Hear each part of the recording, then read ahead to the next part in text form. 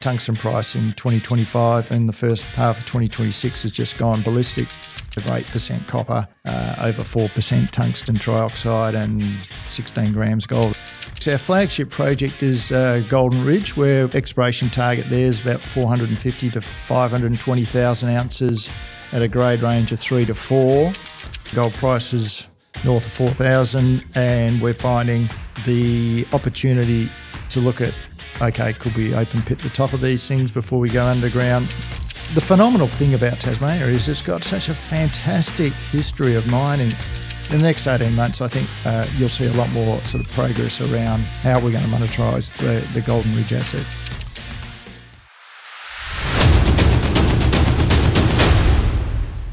Welcome back to another episode on the Gold Room podcast. Thanks for tuning in. I'm bloody lucky enough today to have Neil Marston from Flynn Gold. Neil, thank you very much for joining me, mate. It's great to be with you, Josh. Excellent. You've seen a couple of episodes, you were saying? I have, yeah. Do you have a favourite?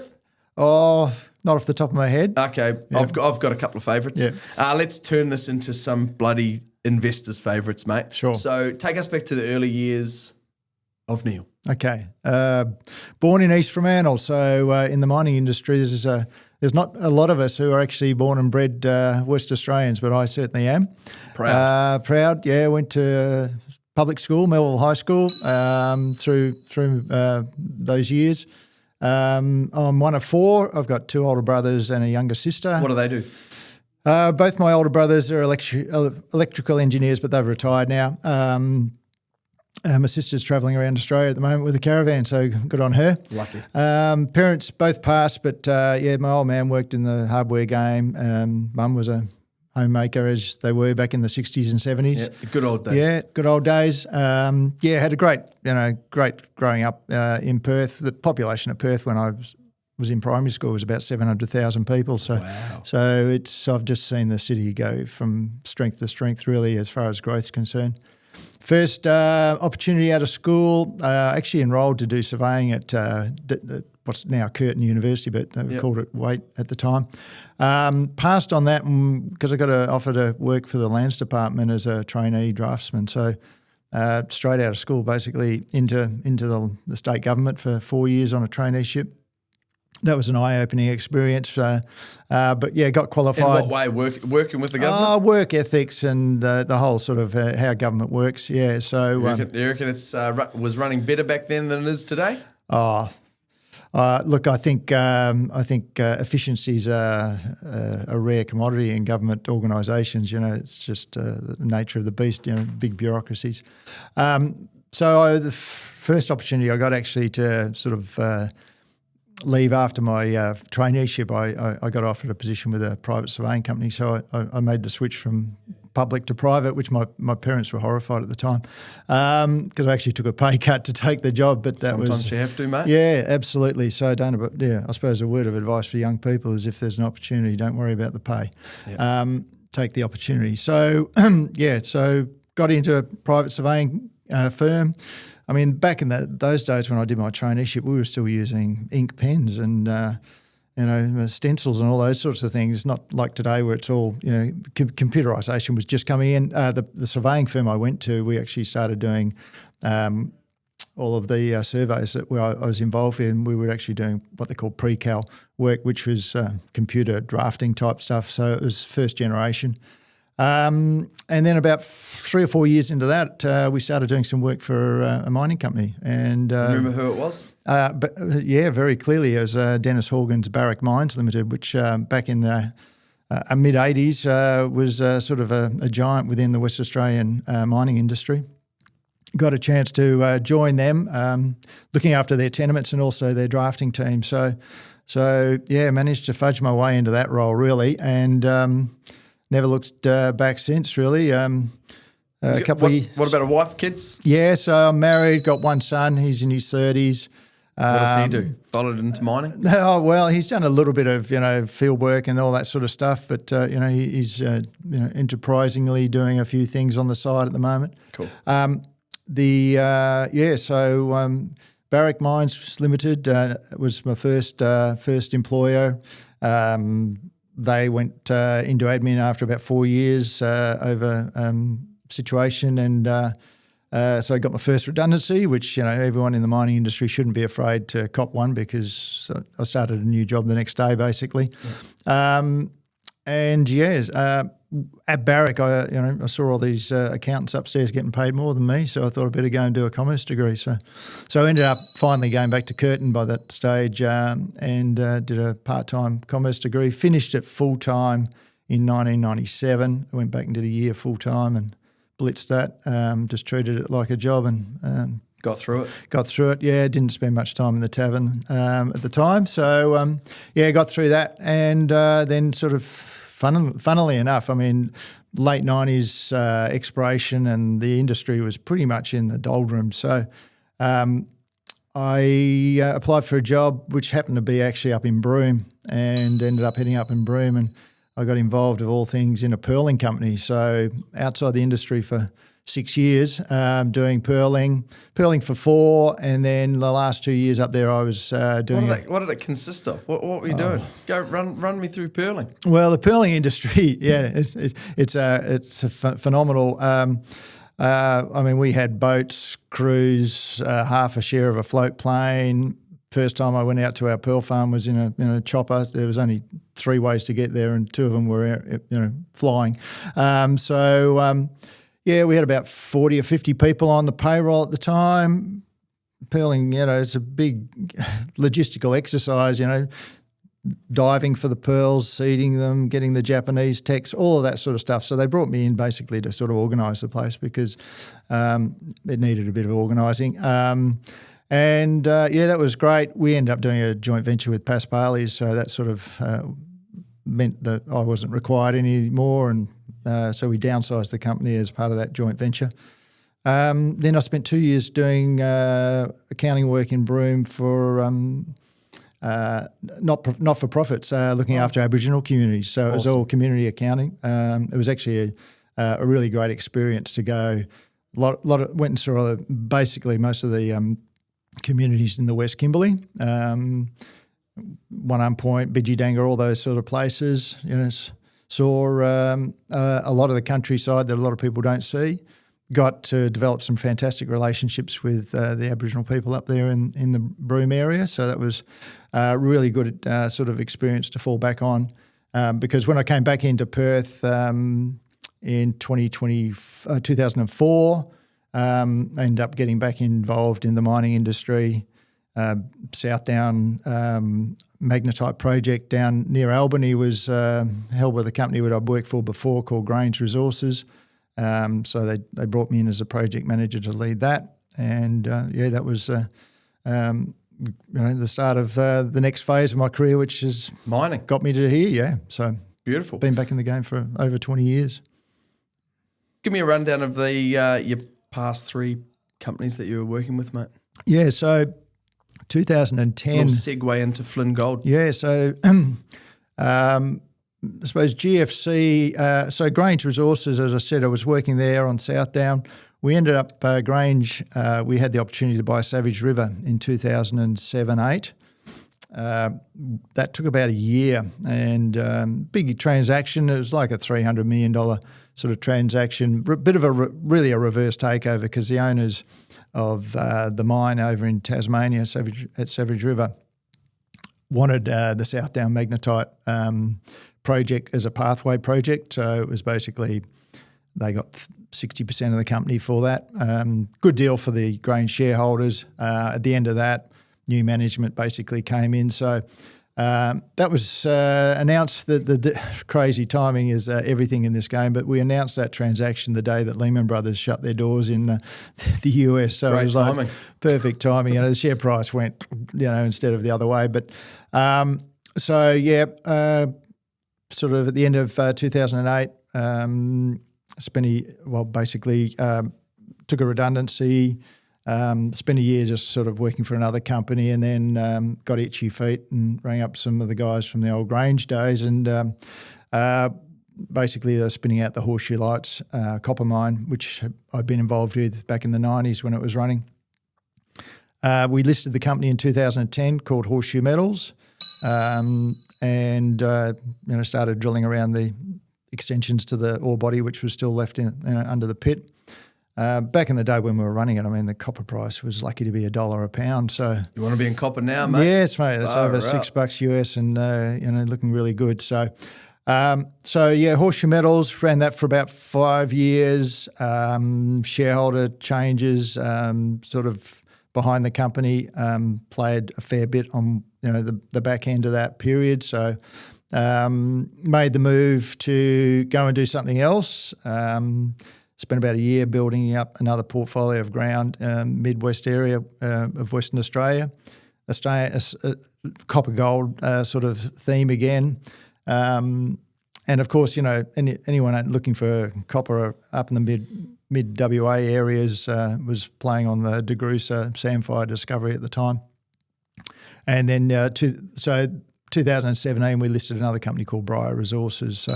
So we were drilling up there. And the funny thing is, I was up there one day just after we listed and we could see this mining going on just to the sort of south side of the Horseshoe Range, and spoke to the guy who was with me. I said, what's going on there? And he said, they're pulling some manganese out of the ground. And so I thought, we better have a bit more of a look at this because there's manganese lying everywhere. And shortly after that, we ended up doing a joint venture with OM Holdings, and they funded a sort of $7 million exploration play on manganese. So that's still going for the company. And then sort of, we've transitioned through that COVID era. That was a tough, crazy time. Yeah. And so 2022, been there for about 5 years, decided to make a transition out of that role as well. Had a few health issues which I wanted to sort of take care of. So basically... Serious? Look, enough to just take 6 months off basically. So, but everything, that all was fine. And then I got a phone call from a headhunter and said, what are you up to? And I said... well, I'm doing a bit, but I'm not getting paid for much of it. So what have you got? And that was Flynn Gold's journey for me starting. So beautiful, mate. Look, let's get into Flynn Gold. Yep. Flynn Gold, yeah. Excuse me. So it listed in 2021. That phone call I got was about mid-2022, so they've been going for about a year. They didn't have a CEO when they started. And I think they decided they needed to have someone more full-time looking after leadership's role there. Consequently, I got recruited into that as CEO. And in May 2023, they appointed me as managing director as well. So it brought me onto the board. It's a great portfolio of ground. I mean, when I looked at it, in the back of my mind, I'm West Australian. I hadn't even been to Tasmania when I got the phone call for the job. So I thought, better read a bit more about Tasmania. And the phenomenal thing about Tasmania is it's got such a fantastic history of mining. And you go to some of the places where these old timers were mining, very rich deposits. And it's razorback country. It's like, Jesus, how did they do that? How did they put a railway line in? I still think that just travelling up bloody the Murchison. I think they're travelling up north. Oh, absolutely. You're so far away from everything. It's wild. Yeah, well, I suppose in Western Australia, your biggest problem was food and water. Whereas over in Tassie, water is not so much of a problem, and plenty of wildlife as well. But it's just the logistics of getting in there and finding things. They were brave, hardy souls, and it's over 60% of Tasmania's export revenue comes from mining, and so what's the rest of it built up on? Forestry? There's forestry. There's a lot of forestry going on. Fortunately, where we are, a lot of our ground in the northeast is under plantations or reserved for forestry production. So we're only dealing with the government, the state government, and the forestry logging guys. What do they like to deal with? The logging guys are fine. Yeah, you just got to make sure you're not coming around a corner at the same time as a big truck loaded up with logs is going the other way. So, it's the number one safety issue for I think for any explorer is driving on a road is still the hardest and most dangerous thing. Vehicles and other personnel. Yeah, exactly. So what about the state? What about the government over there? What do they like to deal with compared to ours? I won't make a comparison. I'll just say that your face told me a different story, but that's fine. Be diplomatic. Yeah. Well, look, in recent times, I haven't had much to do with the state government here, other than the mines department on our ground. But in Tasmania, it's a very small society. There's 600,000 people on the island. And their Liberal government, Liberal Party is in minority there, so it's they've got to work through that whole process. But they seem to be getting through it. They had another election not so long ago. Obviously, the stadium creates a lot of passionate discussion around expenditure. I think it'll be bloody good. Oh, mate, I've spoken to a few people, and I've become a believer on it. So that'll be good for Hobart, But they need money. They need, like most states, Western Australia really is, the outlier around the Western world as far as its finances at the state level is concerned. So, the Tasmanian government, they're very supportive of new projects. They're very keen to sort of see new development happening. And so, the regulator, the department of the mines department equivalent over there, MRT, their staff is under 50. So, it's not like you're talking to a stranger. You know exactly who to talk to when you want to do something. Yeah, that's got to be helpful.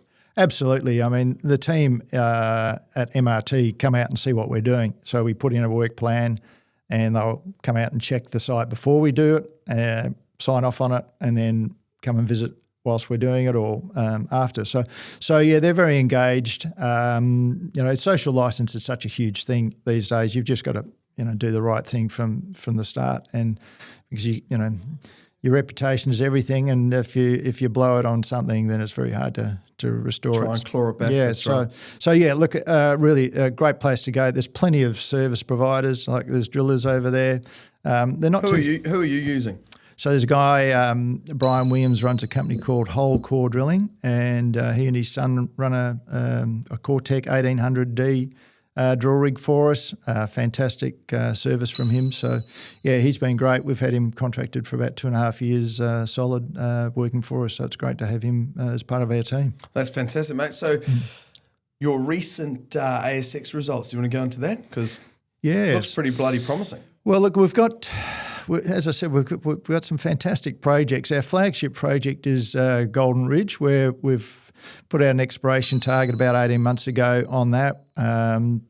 Resource or the exploration target there is about 450 to 520,000 ounces at a grade range of 3 to 4 grams per tonne at the moment, which is just a small segment of about a 9-kilometre corridor. You've got a granite intrusion, and along that contact is all this mineralisation. So we're seeing gold turning up in vein systems within the granite and also in the overlying sediments there. So that project, we put the exploration target out. Last year we did some testing of other areas on that 9-kilometre contact to try and grow the target. Had some drilling success there. And what we've decided to do, we engaged some consultants earlier this year to assist us with advancing the project from a permitting point of view, because my experience with Grange in particular was, these getting a new mine up and running is not an easy task. It takes time, and one of the things which will always, despite the best endeavours, will always take time and slow you down is the permitting side of things, so environmental surveys and all that. So we just made a decision, let's progress this as quickly as we can. We've got a consulting team out of Hobart, Van Diemen Consultants. Those guys, great name. That's awesome.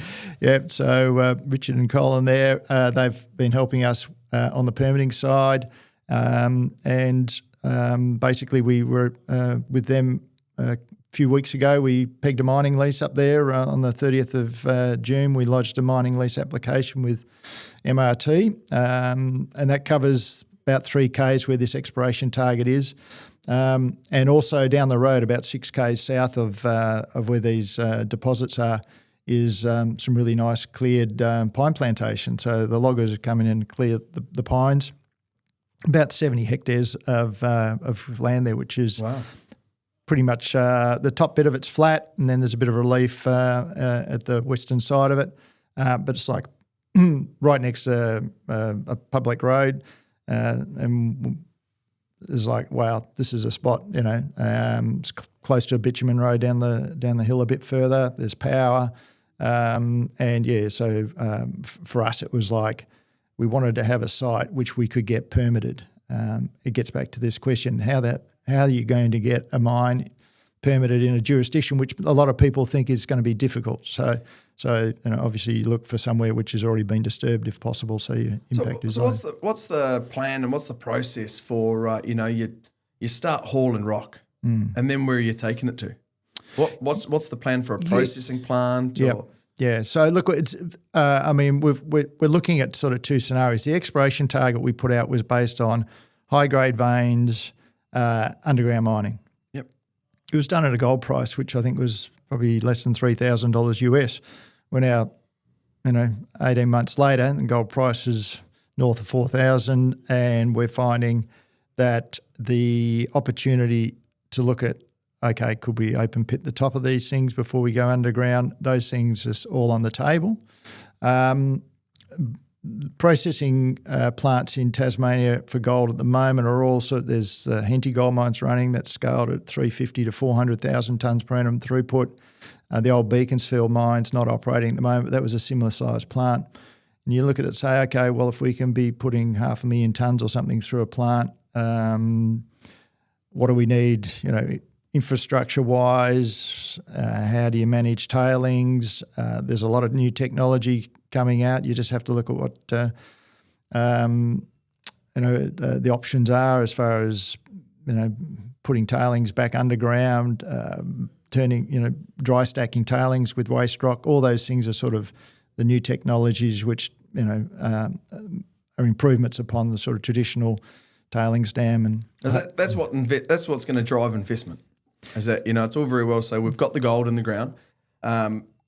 We need it. Next thing's to get it out. Yep. And then after that is how long is it going to take? What are we looking at for a gold bar out the other end? Yeah, that's right. Yeah. Or are you selling it off as a ore supply agreement or whoever? However. Yes, yeah. Well, that's right. I mean, if there's a pathway to get to early production, you'll always look at that. So we are looking at those options. And the thing with Tasmania is, you're 300-400 k's from corner to corner, basically. So if you can pull out some high grade material, well, then the options of ore sales agreement are certainly on the table. And but the bigger picture, I suppose, if there's a sort of more bulk open pit mining scenario to start with, then you may want to sort of look at a larger size plant. And we're also got, not only at Golden Ridge, we've got within the whole of the northeast Tasmania, we've got a package of ground which we've just been slowly biting away at whilst we've been focused on Golden Ridge. But we think there's other sites which could be mined. Warrentin is the first one that comes to mind. There's certainly a shallow resource there, and that's got pine plantation on it, which is going to be logged soon. So what's the go? You can't mine anywhere where they've got a active pine plantation? Oh, no. Well, most of the plantation's now blue gum, but no, you can certainly clear plantation land for mining. It's just liaising with the timber guys, timber companies, and the conversation with them would be, we want to sort of open pit this, and they would come in and log it beforehand. So they may harvest it earlier on. There's some areas which we've looked at, like where we've got this processing site, that hasn't been replanted. So that's just sort of been left fallow, I suppose, is the term to describe it. So they've been advised we've pegged a mining lease over it now, so they probably won't go and do any more work as far as replanting that at this stage. So the concept is, if you can find a site for a processing plant, you'll be able to get it permitted. Yep. New technology can address all the concerns around, tailings storage and all those sorts of hot button issues. And then you've got Golden Ridge as a cornerstone project to feed into the plant. That's why the plant site's close to that. But you've got ground like Warrentina, which is ours. What about Firetower? Yeah, well, Firetower's still not far away in general terms. So a couple of weeks ago, the ASX release was tungsten, copper, and gold. Yes, yeah. How good's tungsten? Well, I mean, how great would copper be? A big copper find, that'd be fantastic. Yeah, so Firetower is one of the sort of backup projects or follow-up projects which we've been chipping away behind the scenes at, and then the tungsten price in 2025 and the first half of 2026 has just gone ballistic. So, the phone starts running hot with brokers that saying, "You've got tungsten, haven't you?" And it's like, "Yeah, we do." So we've decided the best thing you do, the trend is your friend. When the market's hot for tungsten, you've got to have a look at it more. And incidentally, since our drilling in 2023, we've actually been looking at the data and relogging core and getting stuff which wasn't assayed for tungsten put through the lab for assessment for tungsten and cobalt and those things. So we're drilling there at the moment.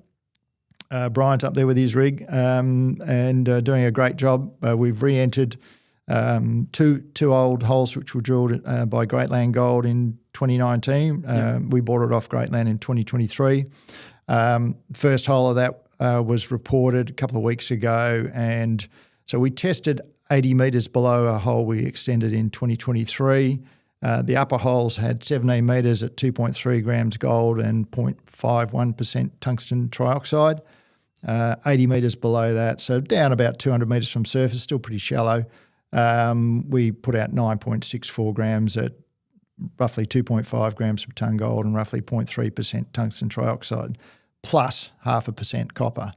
And we're starting to see some really juicy veins in there. There was a nice, rich, massive sulfide vein there, which was running over 8% copper, over 4% tungsten trioxide, and 16 grams gold as well. So when you see those sorts of things popping up in the system, everyone gets a little bit, excited about that. So, there's a lot of talk about how to deal with tungsten, how to process it and what have you. The state government's got a part of their critical mineral strategy is they're looking at tungsten and potentially, common user processing facilities and all of those things. So there's a lot of support for critical minerals projects in particular.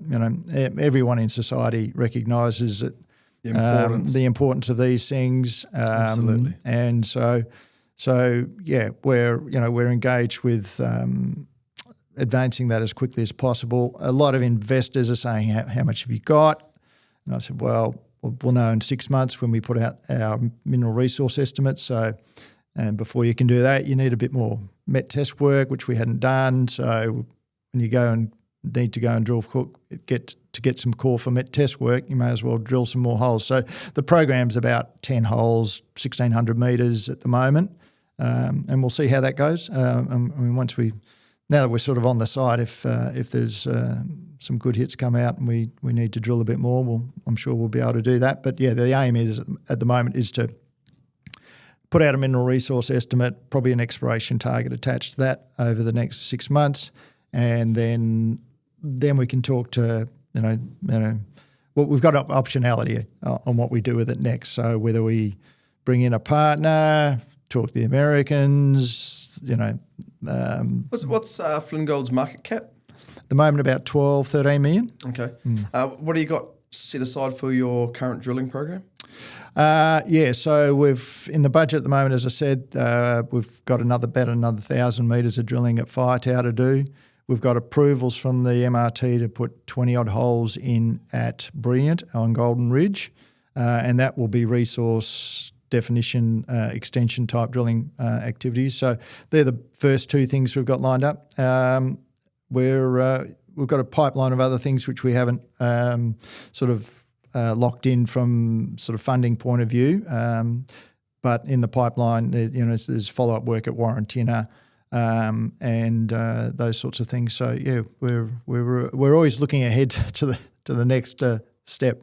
What would you need to be a substantial capital investment? Well, look, it's interesting. Talking to some brokers a few weeks ago, And they said, basically, what would you do with if someone threw $10 million at you? Would you spend it all on the tungsten?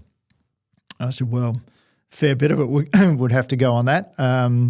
But now that we've got our mining lease application in on Golden Ridge, that really is still our big golden child. Yeah, that's right. Yes, yeah, that's our main game, and the long game, I suppose.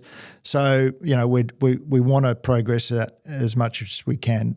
There's so much smoke around the contact. The soil sampling we've done. We haven't followed up a lot of targets yet. Just getting in there and doing the work. Takes time and money, but around that Trafalgar area, I mean, the soil sampling we've done around there, the rock chip samples that are turning up, the stuff we're seeing on the surface, you want to be putting a lot more money into drilling there as well. And look, it's always a balance because you can blow up your shares on issue if you just keep drilling and drilling and drilling without a pathway. That's right. The market wants to see a pathway of where that's going. And I've spoken to fund managers who have said, like what you're doing, where's the pathway? Yep. So that's why we've been taking our time to map this pathway out because once people see that those ounces in the ground, even though the exploration target and there's a lot of rubberiness around an exploration target and it needs a lot of money to bring it up to speed, if they can see that it's all pointing in the right direction and you do have a pathway to convert those exploration target ounces into inferred, indicated, measured resources with a, not being an academic exercise, but actually being an exercise where you are going to, fruitful exercise. Yeah, fruitful exercise, which is going to turn into money at the end of the day. And whether that's, a lot of companies, they get it, into the development and then, boom, the big boy will come in and buy them out. And you've seen it with Hemi, De Grey Mining, those sorts of things. So at the moment, our market cap would tell us we're valued at about $10 to $20 an ounce of that exploration target. As the further you advance it along that pathway, either by more certainty in the resource or closer to development, you should see an uplift in the valuation of the company. So that's our strategy at the moment. Great strategy. It's a good strategy. Mate, what does the bloody next 18 to 24 months hold for Flynn Gold? Well, I think it's going to hold a lot of milestones for us. The mining lease application, that takes about 12 months to go through the system. We've still got to provide the mines department with information as we go, but we've got time to do that. So obviously we'll be working hard on getting that. The actual approval process to mine is a separate development application process. We haven't started that, but you need the mining lease you need the mining lease application footprint before you can lodge your development application. So we'll be pushing hard on that. We'll be doing drilling at Golden Ridge on Brilliant and Trafalgar. There's some fantastic intersections there we've had in the first few years of drilling there. There's about 25 diamond holes at Trafalgar and 5 of those hit veins which were running over 100 grams per tonne gold. So beautiful. Yeah, really promising. Good. Very promising. Firetower, as I said, next 6 months we want to get a mineral resource estimate out on that. We've got to do the met test work and finish the drilling before we can complete that. And then we'll we'll be able to sort of talk to investors, the market, and make a decision on where that sits in the company's portfolio. We've got ground over on the West Coast, which we just finished drilling at south of Zayan on our Hinty project, which, we hit up to 2,450 grams per tonne silver veins there the first project. Another hot commodity. Yes, silver, another hot commodity. So we're just assessing what the next step is there whilst we've got work going on at Firetower and Golden Ridge. So, all of these opportunities sort of mesh together. But, in the next 18 months, I think you'll see a lot more sort of progress around how we're going to monetize the Golden Ridge asset, and that's the key for us. Beautiful, mate. Look, I look forward to watching the progress. Thanks, Look, Josh. we finish every episode off, mate, with the best advice that you've ever, and you and I did chat about this. You've had lots of great advice and given lots of great advice over the years. It's the benefit of working through so many different companies, a couple of redundancies, good little payouts here and there. Yep. What's the best advice you've ever heard, mate? Oh, well, from a managing director's point of view, it's always take the money. Yeah. If there's money offered to do something and it's not ridiculous and it doesn't come with 1,000 hooks, if it's an investor who wants to put in, you take the money and put it into the ground. Other best advice, don't be afraid to stretch yourself and push yourself forward. I had one of my friends said to me before I took on the Horseshoe Metals role, he said to me, "You could be a managing director," and when someone else says that to you, it sort of gives you a bit of confidence to sort of step up. Yep. There's probably a few others, but we'll leave them for a beer. Beautiful, mate. I can't wait. Yeah. This episode goes live. It's Wednesday on next Wednesday, or this Wednesday. Yeah. Diggers and dealers on Monday or Tuesday? Oh, maybe. I've got to be in Tasmania on Wednesday, Thursday. So it's either go over east Melbourne, Sydney before that, or go to Kalgoorlie for diggers and dealers. Mate, Flynn Gold's not at the bloody private plane to a hop, skip and a jump from Cal to Tassie just yet. But I'll keep watching. Yeah, 3 flights and you're there. Yeah. Neil, look, thanks very much for coming and spending the time. I hope that you can get this out to some of your investors, current and prospective. That'd be awesome. Thanks, Josh. Not a problem, mate. Cheers. Thank you very much for tuning into another episode on the Gold Room Podcast. I hope you got something out of this episode, and keep an eye on Flynn Gold. Cheers.